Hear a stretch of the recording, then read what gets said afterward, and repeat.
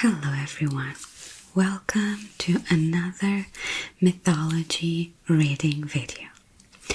As you may see by the title, today we are going to read about one of my very favorite mythologies, and that is Egyptian. I have my big golden book with us today again. And I have something else that I found recently, which is the Egyptian Book of the Dead. And it is an English version. The book is really cool, with small kind of black with golden accents. And it is very much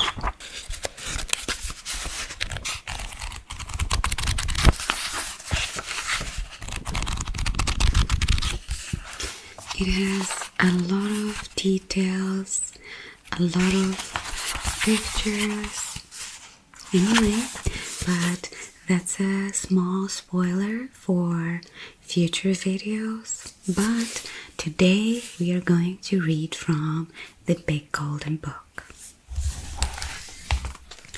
And as promised, it is ancient Egypt, and this section also includes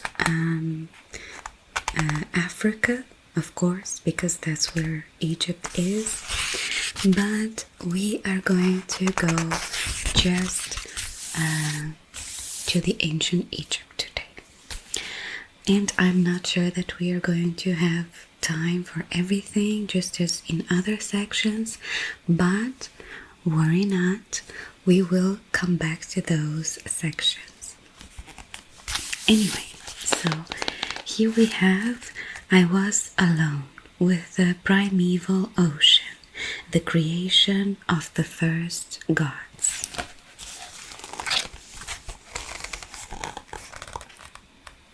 And here we have this very much Egypt or ancient Egypt related drawing. Anyway, long story short, let's just start reading. In the beginning there was nothing but the primal ocean called Nun or Nun. Nun being, according to the ancient creation myths described in images and hieroglyphs, inscriptions on tomb walls in Egypt.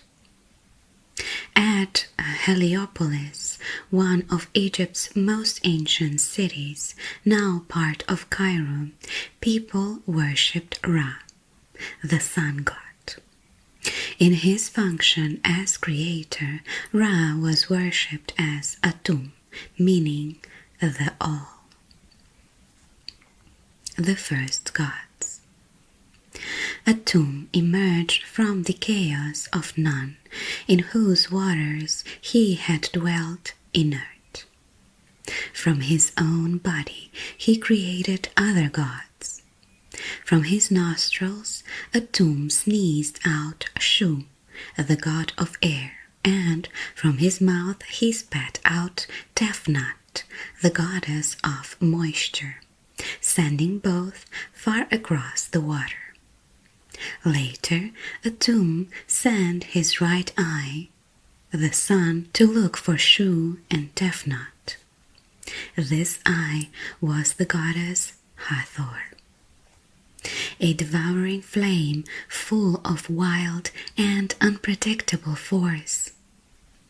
When she returned with Shu and Tefnut, she was angry with Atum, for another eye had grown in her place.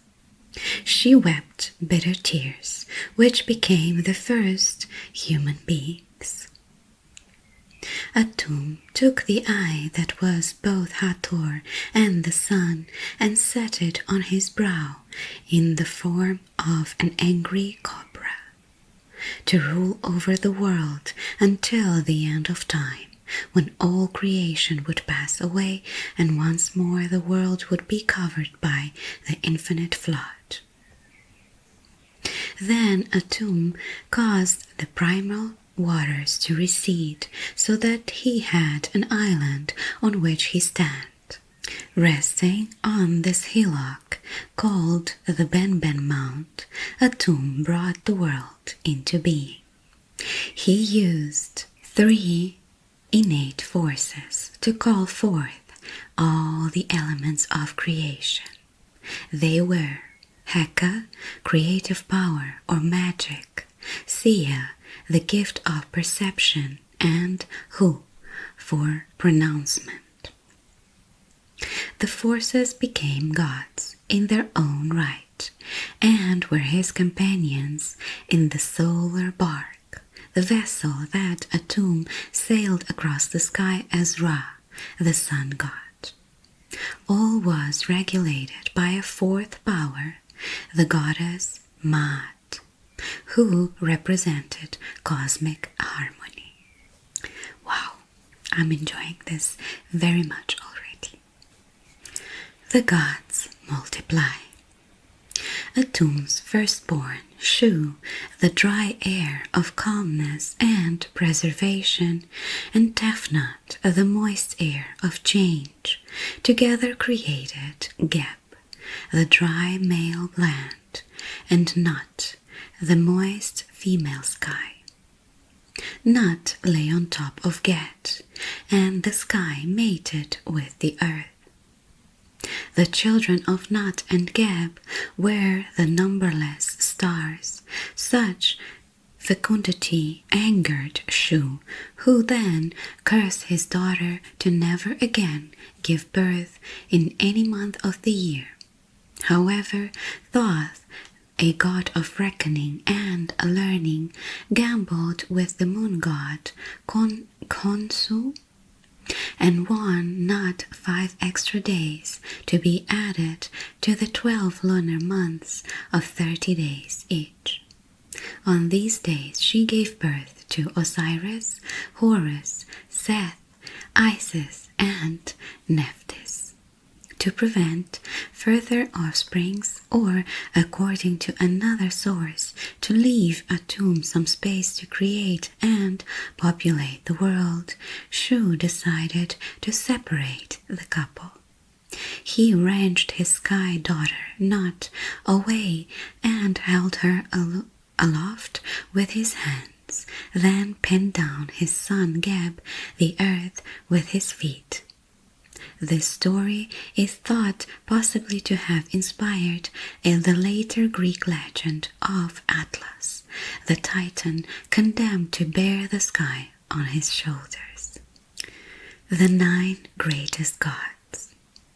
Nut, Geb, and their 5 children, together with Shu and Tefnut, were known as the Ennead, and were the 9 greatest gods under Atum. Like him, they contain the forces of both order and chaos. Osiris, first king on earth, then ruler of the underworld, embodied order. Seth, who lived in the desert and tried to usurp Osiris's power, embodied chaos. Each took one of their sisters as wife. Osiris married Isis, and Seth married Nephthys. Seth also lusted after Isis, and Osiris had a child, the god Anubis, by Nephthys. Okay, we are starting with, whole brother, sister, children of other. Not only Osiris was married to his sister, he also had a child with his other sister. And we already know what Isis did and what kind of effort she went through. I know what kind of effort she went through to revive Osiris not only once but twice. Great.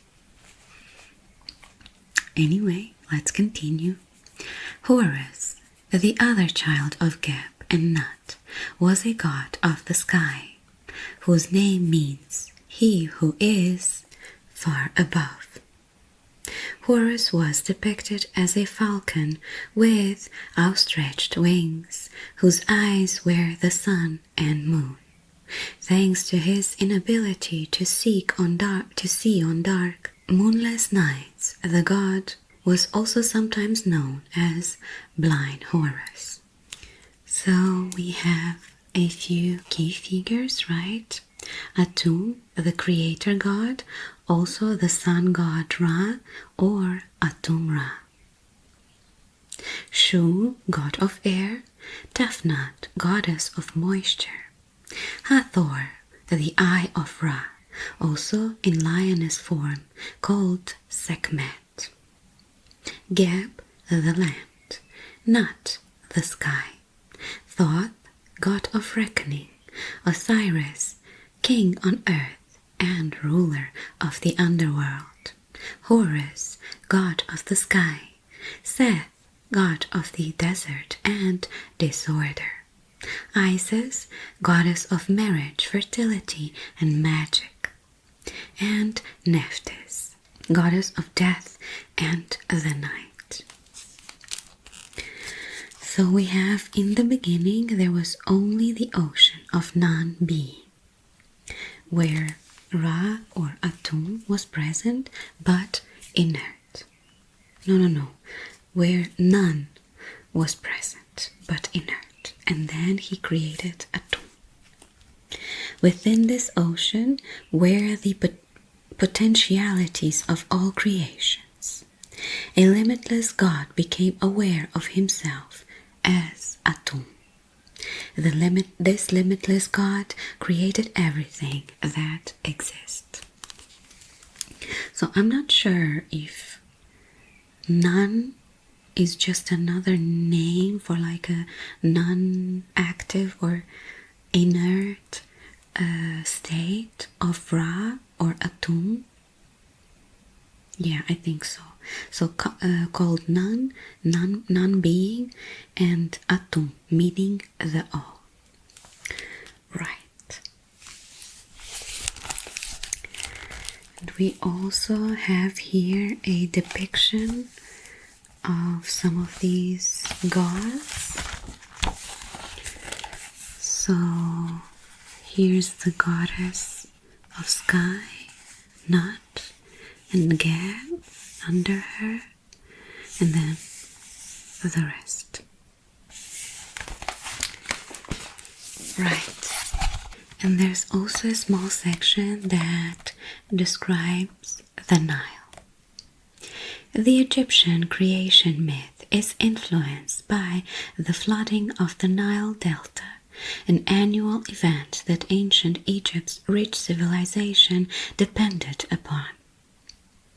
The inundation deposits new fertile silt along the banks of the river, enabling the ancient Egyptians to farm on a grand scale. The flooding of the Nile was worshipped as the work of Hapi, god of fertility, who lived in a cavern at the first cataract at Aswan. He floods all the fields with the sun god Ra has made, giving life to all creatures, one hymn related. Hapi, half male and half female, was a child of Horus.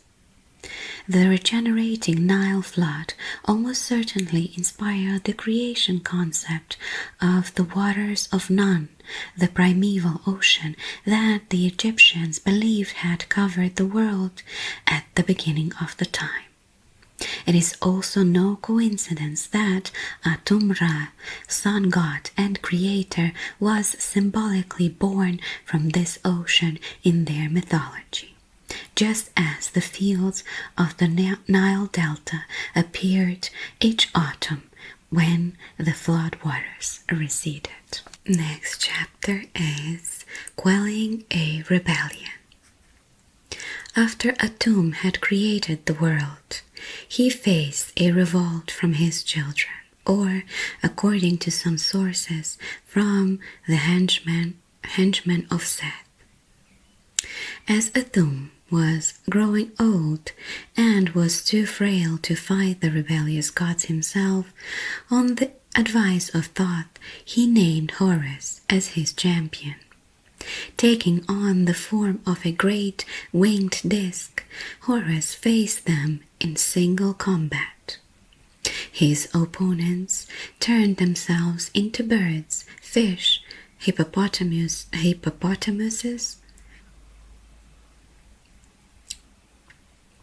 plural of hippopotamus, and crocodiles, but Horus soon caught and defeated them all. A second battle followed. Seth plucked out Horus's left eye, the moon, and Horus tore off Seth's testicles. In his battle rage and temporarily blinded without the moon's light, Horus not only defeated the rebels, but also cut off the heads of many gods loyal to Atum. The other gods fled, and in the chaos the solar bark came to a halt as one of the 4 pillars that held up the sky fell into the sea. The universe was about to collapse. Wow, just because. First of all, Seth is always the problem, as it will be shown. I don't know what his problem is, but I'm sure it's just jealousy. But wow, Horus being able to defeat all these creatures, and in his rage because his eye was taken, he also killed a few gods. My gosh, fear the Horus. Horus dies and is reborn. Osiris stepped into the breach to restore order, and the humiliated Seth was forced to carry him on his back. Osiris then brought Seth's testicles back to him and restored the eye of Horus, which became a powerful symbol of wholeness. Right, is that eye that we see all over in Egyptian drawings. Wholeness, protection, strength, and perfection.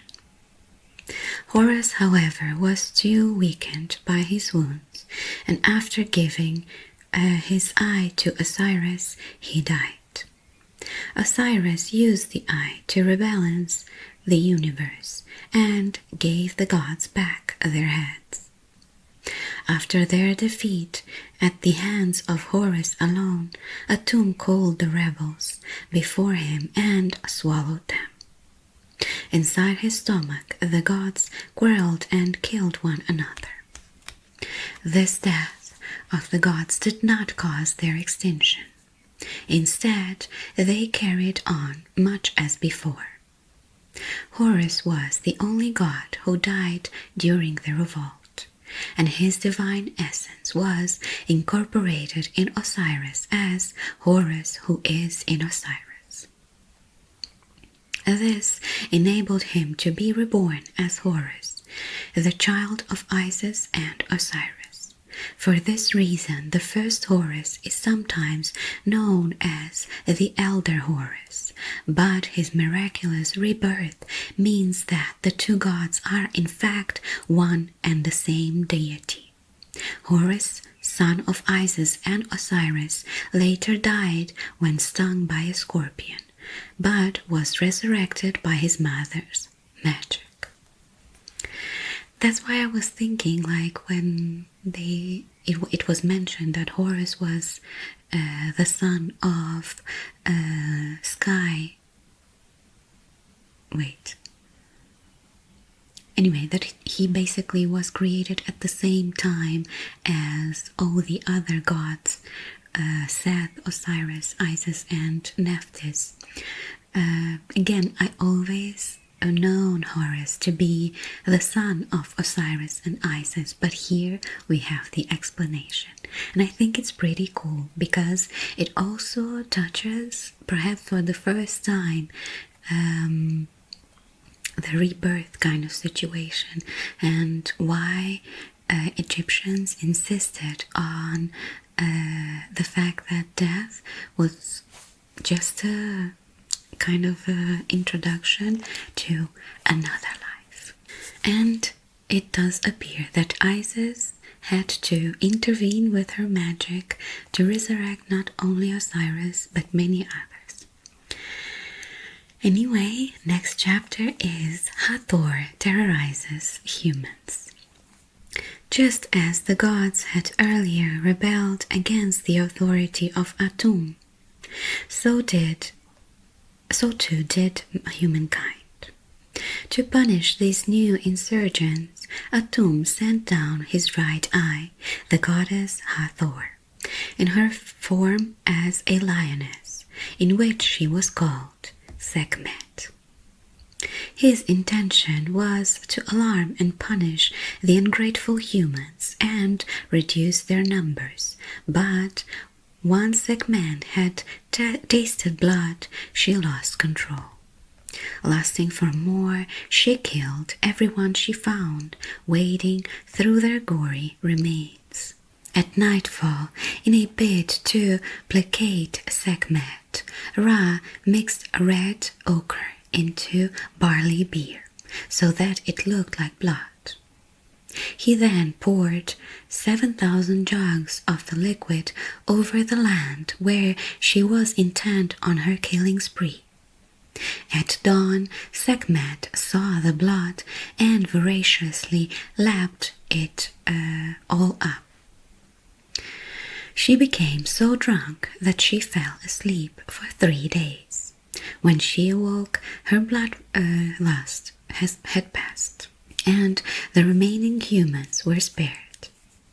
From then on, Hathor, in her lioness form as Sekhmet, became associated with an annual festival that celebrated the survival of humanity.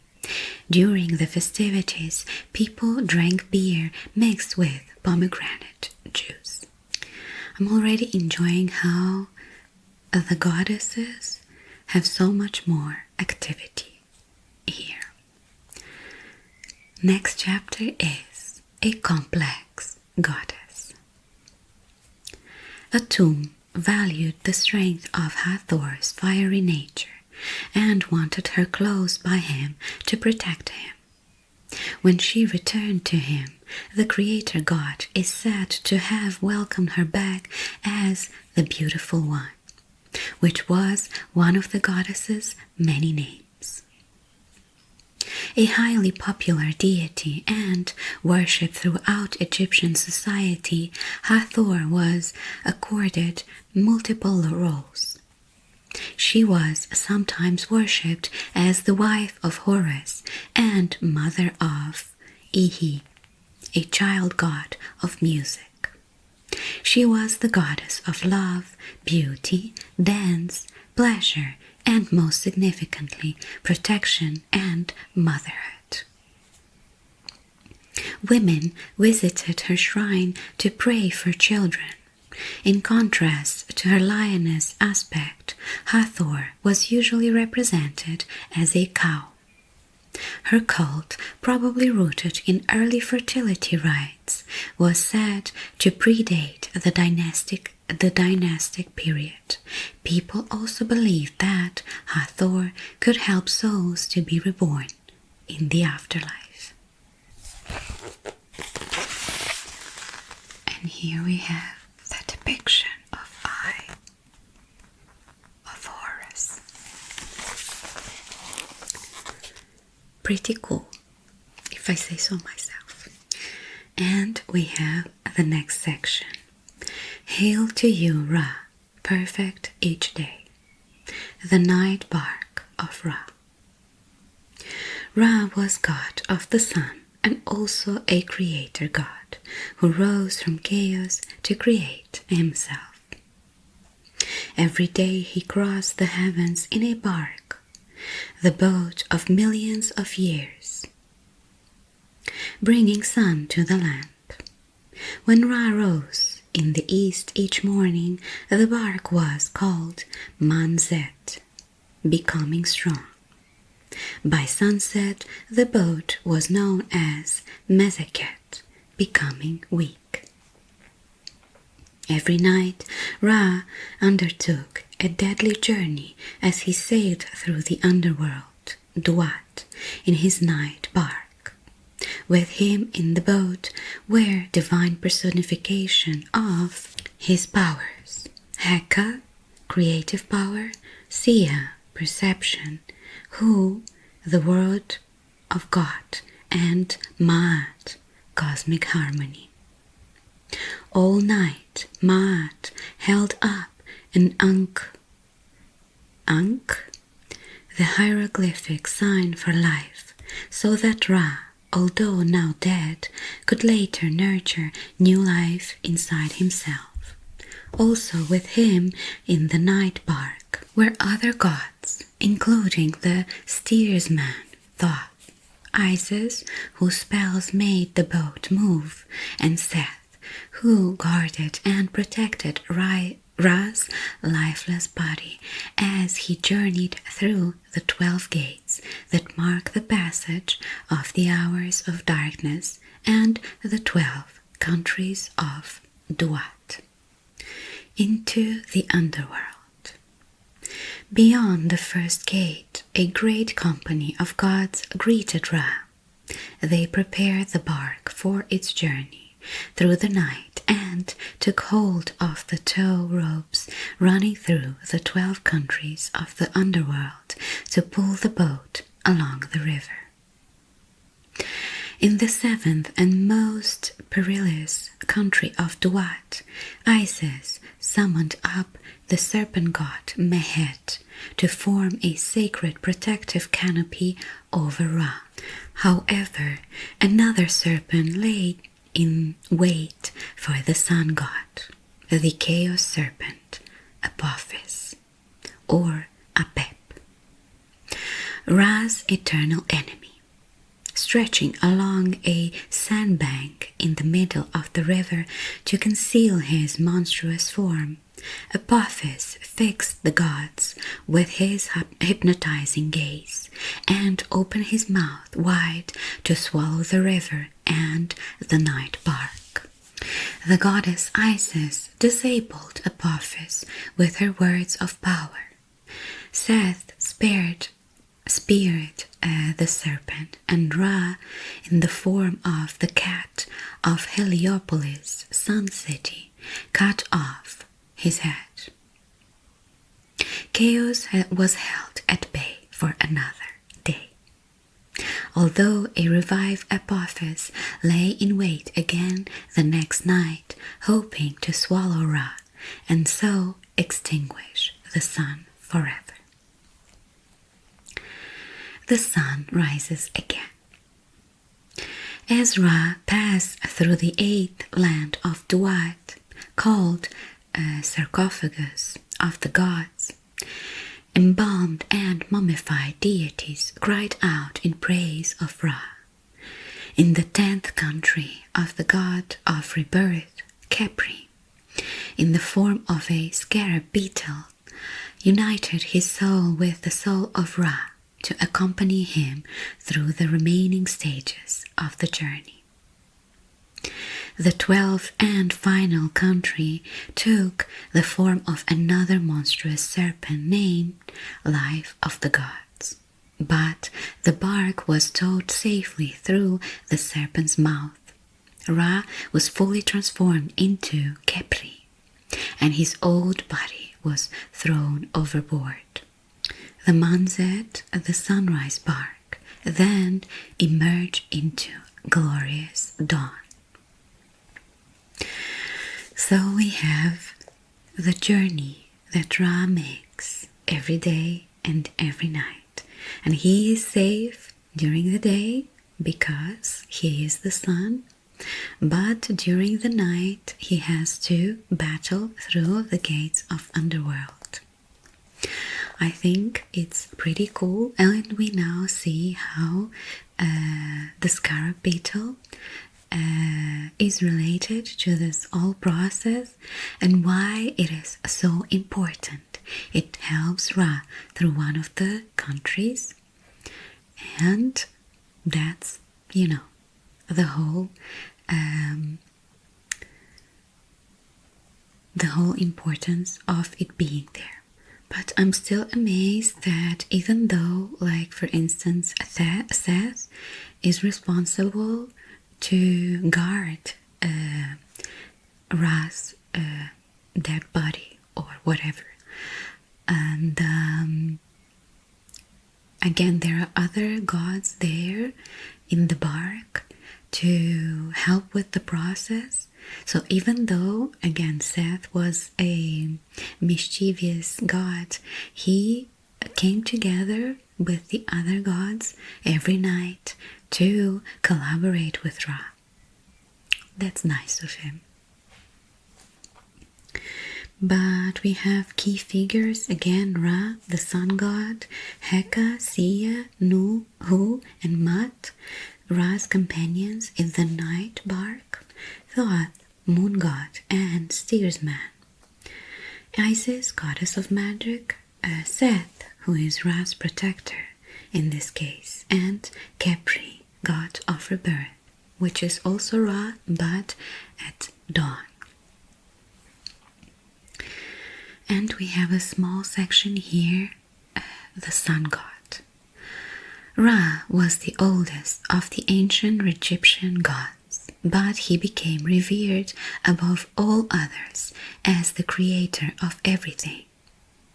From the second dynasty, his chief center of worship was the city of Heliopolis. By the fifth dynasty, the pharaohs of Egypt were identifying themselves with Ra and building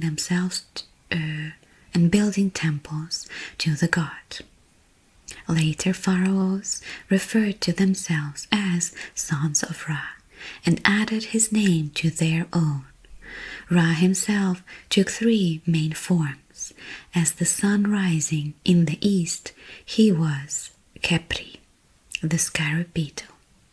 As the midday sun, he was Ra, usually shown with the body of the man and the head of a falcon,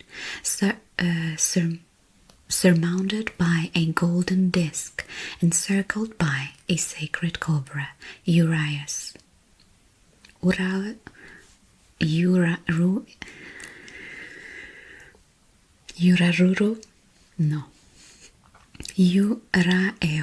Urias, or Uraeus. As the sun set in the west, he was Atum, the god of creation, sometimes portrayed as an old man leaning on a stick. This daily cycle of death and rebirth came to symbolize the life cycle of humankind, with the hope of finding, like Ra, a new birth at the end of life. Next section is called Isis lived in the form of a woman who had the knowledge of words of power.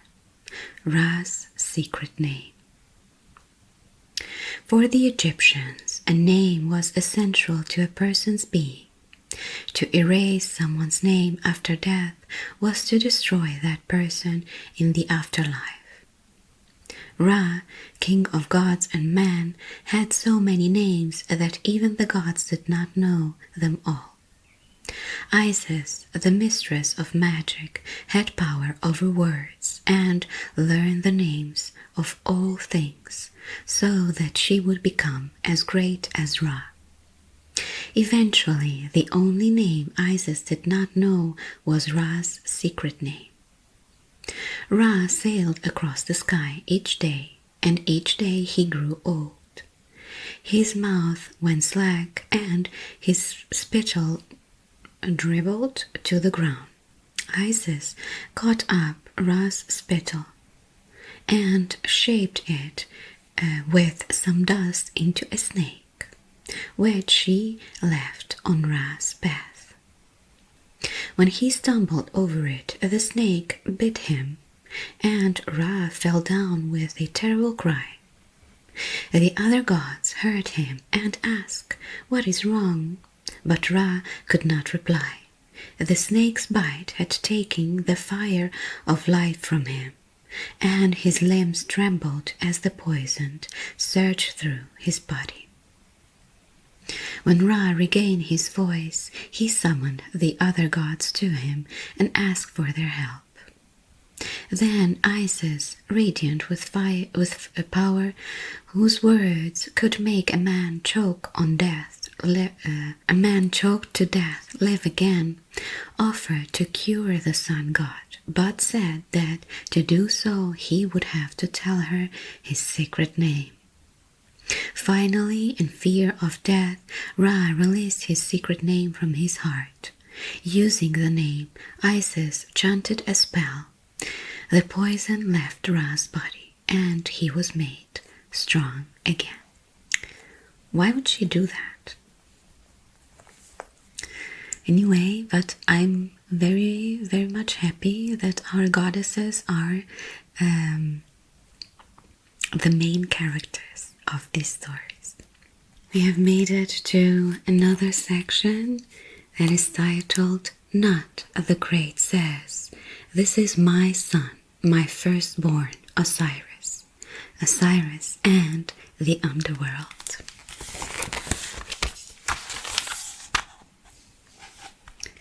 And there he is.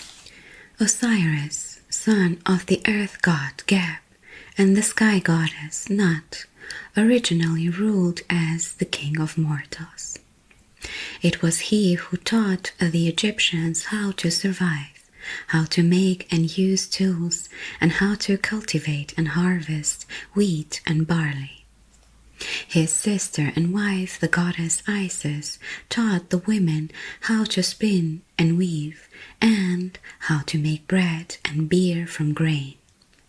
Isis herself was worshipped throughout Egypt as the goddess of mothers, fertility, magic, healing, and funerary rites. Her cult later spread to Greece and across the Roman Empire. Leaving Isis as his regent, Osiris then traveled around the world, teaching his skills to the rest of the mankind, for which he earned the title of Venefer, meaning the eternally good. Osiris' brother, Seth, was jealous of his gifts and acclaim, and was enraged that Osiris had left Isis rather than him to act as regent. Seth's cunning plan. When Osiris returned from his travels, Seth plotted to kill him, take his throne, and marry Isis himself. He invited Osiris to a great banquet, where he produced a wonderful casket that was made of cedar wood and inlaid with ebony and ivory. Seth promised to give this chest to whoever fitted exactly into it. Smart. His guests all tried the chest for size, but it fitted none of them. At last Osiris took his turn, and he fitted perfectly. Seth had carefully constructed the chest to Osiris's precise measurements. Before Osiris could get out of the chest, Seth and his 72 accomplices slammed down the lid and nailed it shut. They sealed the chest with molten lead and threw it into the Nile. The chest, now Osiris's coffin, was washed down the river to the coast and across the sea to Phoenicia. A tamarisk tree grew up around it, enclosing the chest in its trunk, with the dead king inside. The search for Osiris. The king of the city of Byblos saw the tamarisk tree and admired its size. He ordered it to be cut down for use in his palace. The trunk with the chest still concealed in it was made into a pillar to support the palace's roof. Meanwhile, Isis grieved for Osiris and set out to find him. After a long search, she arrived to Byblos and sat weeping by a spring. When the maidservants of the queen of Byblos came to the spring, Isis plaited their hair and gave it a lovely fragrance. The queen sent for Isis, befriended her, and made her a nursemaid of her baby. Isis nursed the child by giving it her finger to suck and resolved to make the infant immortal. At night she enveloped the child in flames to burn away its mortal parts. In the form of a swallow she also searched for her husband. The bird called plaintively as she flew around the wooden pillar where the chest was concealed, knowing that Osiris was nearby. But when the queen of Byblos saw her baby on fire, she screamed in terror and broke the magic, preventing the child from becoming immortal. Isis now revealed her true self and pleaded with the queen for the pillar with the chest inside to be taken down. Isis then removed the wood that had grown around the chest, containing the body of her beloved Osiris. Throwing herself upon his coffin, she uttered such a terrible cry that the queen's youngest son died in shock. Wow. We have some drama. Not as dramatic as Greek, but still. Seth finds the body. Isis put the coffin on boat and sailed away across the sea back to Egypt. When she landed and came to the quiet spot, she opened up the coffin and laid her face on the face of Osiris, weeping. The goddess then concealed the coffin with the corpse inside it in a thicket of papyrus reeds. Seth was out hunting that night and found the coffin. Wrenching it open, he cut Osiris's body into 14 pieces, which he scattered across Egypt.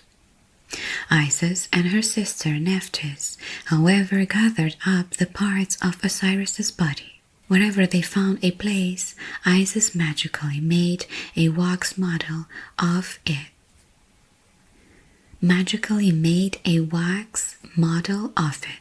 And left the model in the care of local priests, thereby establishing shrines to Osiris across the whole Egypt. When the sisters had gathered together all the gods' dismembered body parts, they sat beside it and wept. Ra, the sun god, took pity on them and sent the jackal god Anubis and the ibis god Thoth to help them. Together they pieced Osiris's body back together into its true shape.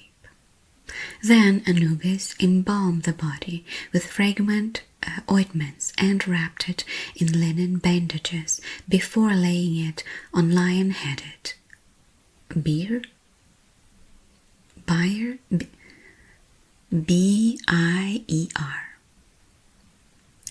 The wrapped and embalmed body of Osiris became the first mummy.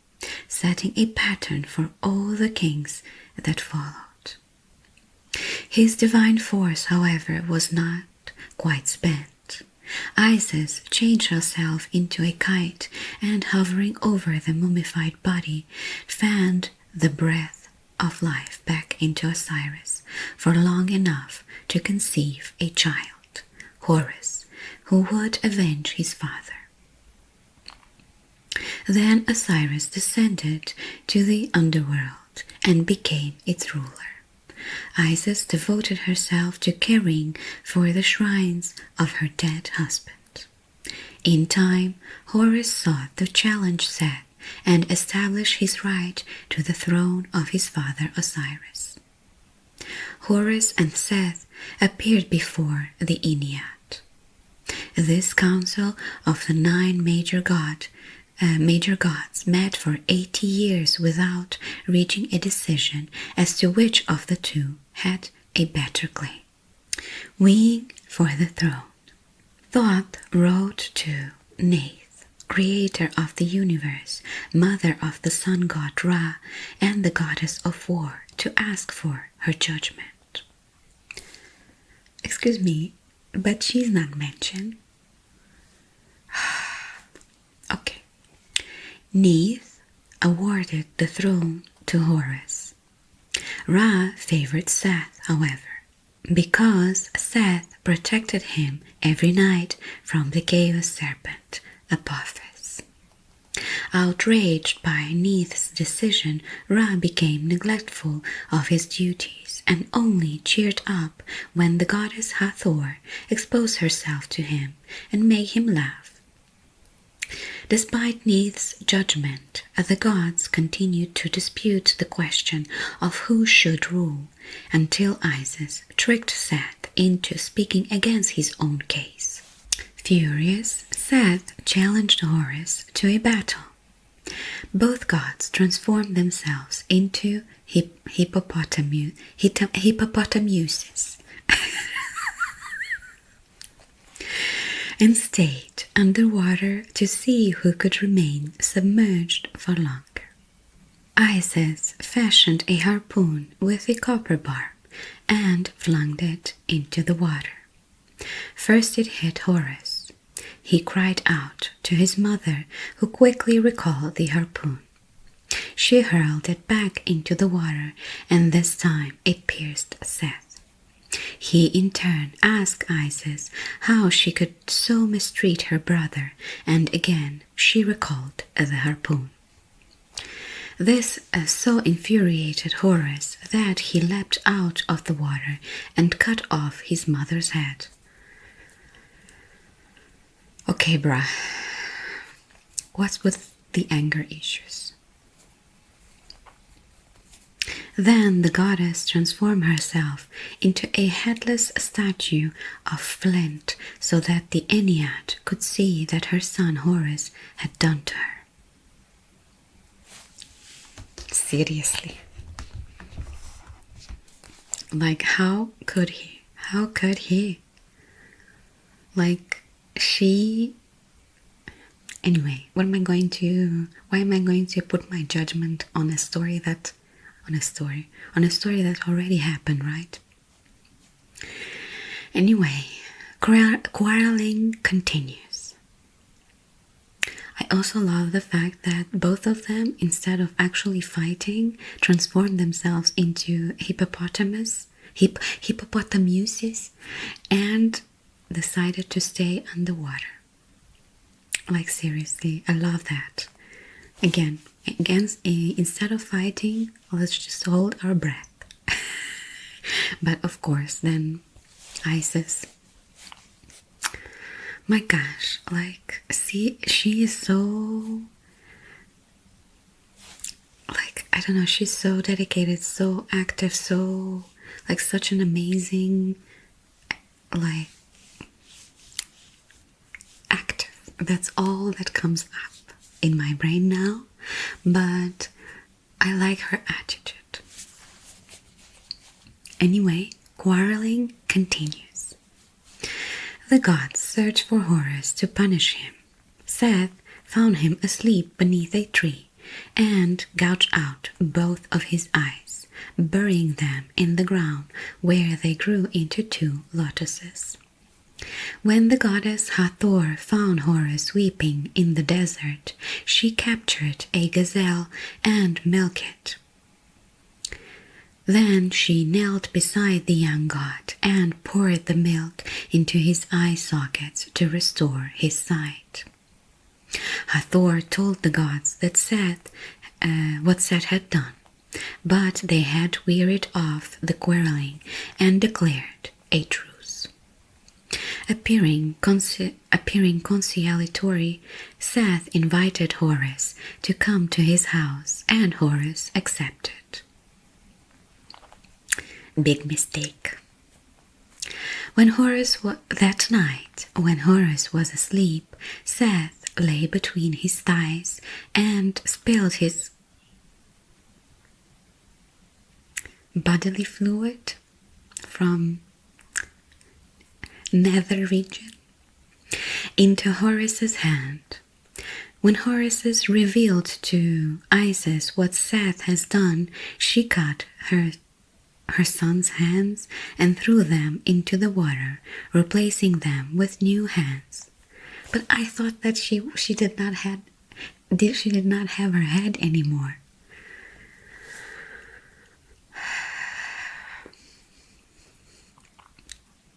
Anyway, then Isis took the bodily fluid from Horus and smeared it on the lettuce that was Seth's staple food.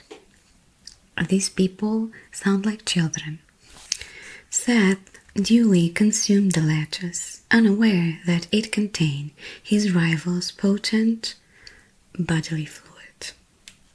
Still pursuing his quest for the throne, Seth dragged Horus before the Ennead and claimed that he, Seth, must be the ruler because he had taken a male role of his because he had taken the male role in his intercourse with Horus. The horrified gods spat in Horus's face. Horus categorically denied the charge and demanded that his bodily fluid and that of Seth should be called before the Ennead as witnesses. What? When summoned, the bodily fluid of Seth cried out from the water where Isis had thrown it, but the bodily fluid of Horus called out from the body of Seth. The judgment was clear. The gods declared in favor of Horus, which infuriated Seth. He demanded a further contest with Horus, calling for them to race each other down the Nile in stone boats. Seth built a huge boat from a solid stone of a mountain peak. Horus's boat was a cedar wood, which he disguised to look like stone by coating it with gypsum. His boat floated, but Seth sank. In fury, Seth turned himself back into a hippopotamus and scuttled Horus' boat. The gods were nearer a final decision, so they asked Thoth to write to Osiris in the underworld. My gosh, the drama of this section. Osiris asked why his son should be cheated of his rightful inheritance, and Horus was at last installed as king of Egypt. Seth went with Ra to thunder in the skies as the god of storms, violence, and the desert. I don't know. I can't say that I'm in favor of any of them, actually, at the moment. I did not know that Horus, this part of the story, like their battle, I knew that Horus would battle Seth, but not in this kind of way. Like this is not battle. This is just children playing. Anyway, I put my bodily fluid in your hand, but blah blah blah, I put it on your salad. Not my salad. Like seriously. Anyway, a fearsome underworld. Osiris now ruled as the Lord of the Dead. The Egyptians thought of Duat, the underworld, as a narrow valley with a river running through it. It was separated from the land of the living by a mountain range. The sun rose from the eastern end each morning and sank into the western end at night. The path to the underworld was fraught with dangers.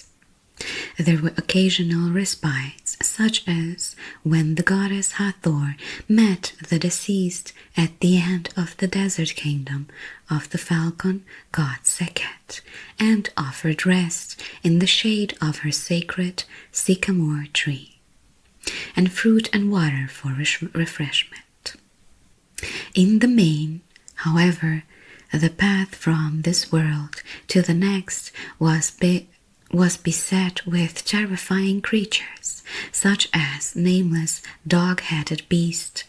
It tore out hearts, swallowed shadows, and dwelled by the lake of fire. The deceased used spells, many of which appeared in the Egyptian Book of Dead, to negotiate this terrifying obstacle course. They had to pass through as many as 7 gates, each with its own grotesque guardian. Then they were led by Anubis into the Hall of Two Truths, where their heart was weighted in the balance against the feather of Maat, the goddess of truth and justice. Anubis checked the balance, and Thoth, the scribe of the gods, recorded the results on leaves from the tree of life. If the heart was so weighted down with the guilt of evil thoughts and acts that it overweight the feather of truth, it would be cast down to be gobbled by the she-monster Amut. This devourer of the dead had the head of a crocodile, the 4 parts of a lion, and the rear of the hippopotamus.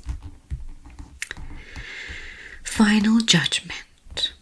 If the heart did not outweigh the feather of truth, the deceased could continue on their journey.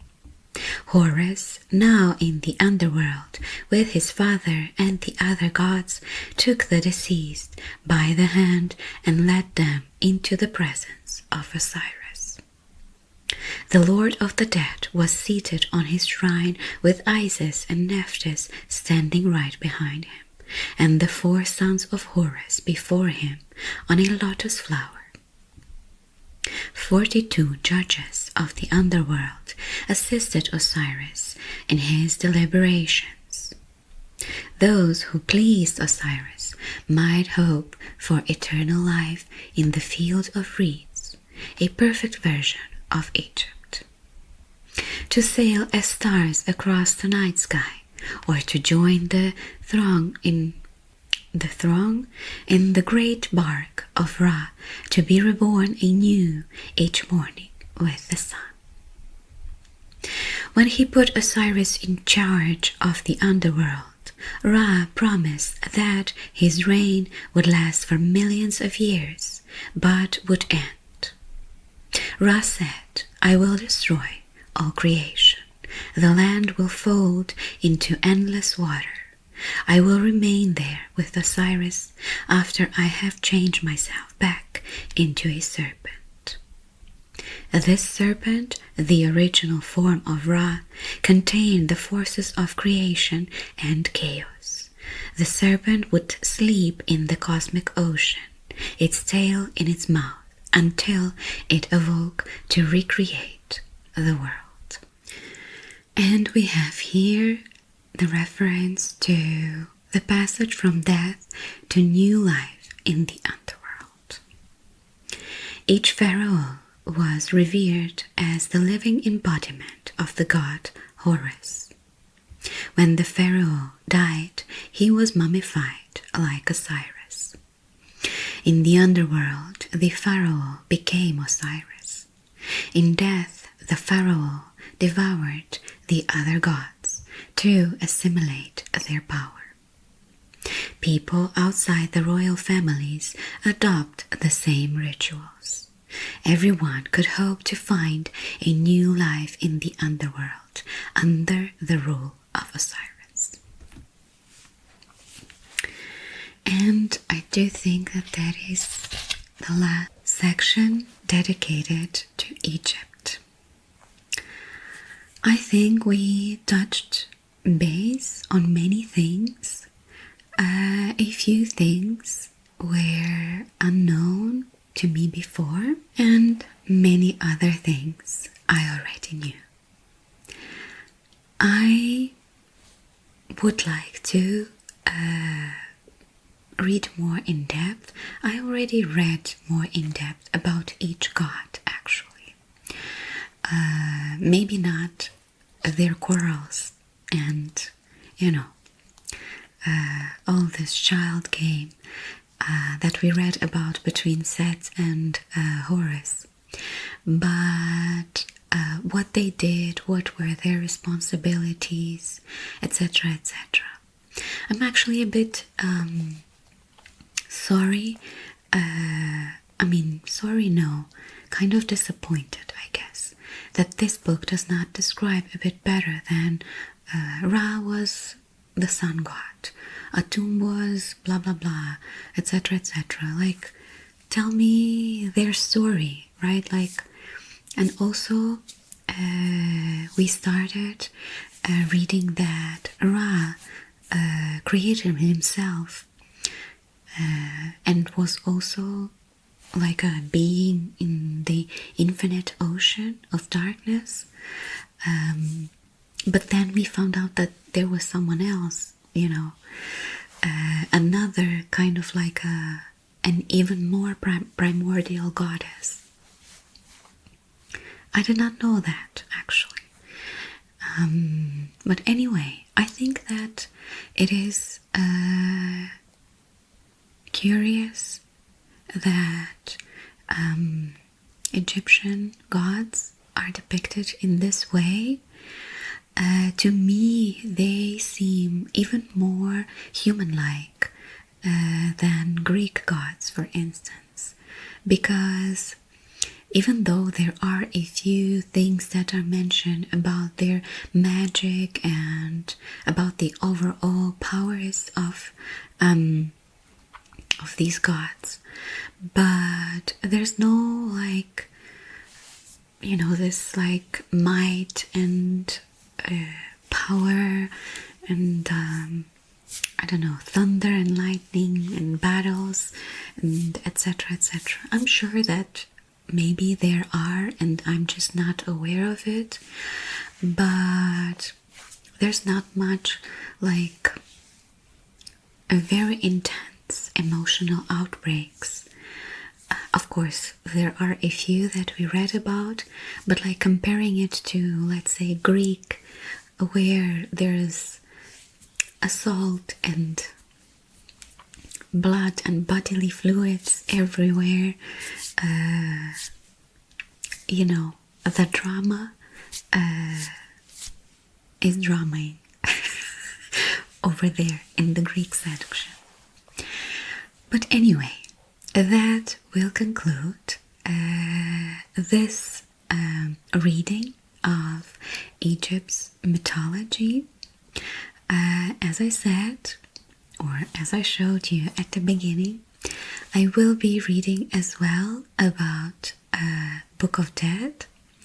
I do think that it's very much more detailed, so hopefully we learn many things there. And if you would be interested in seeing that, please do consider, I don't know, following me, subscribing, whatever works better for you. In any case, thank you so much for joining me today, and I will see you next time.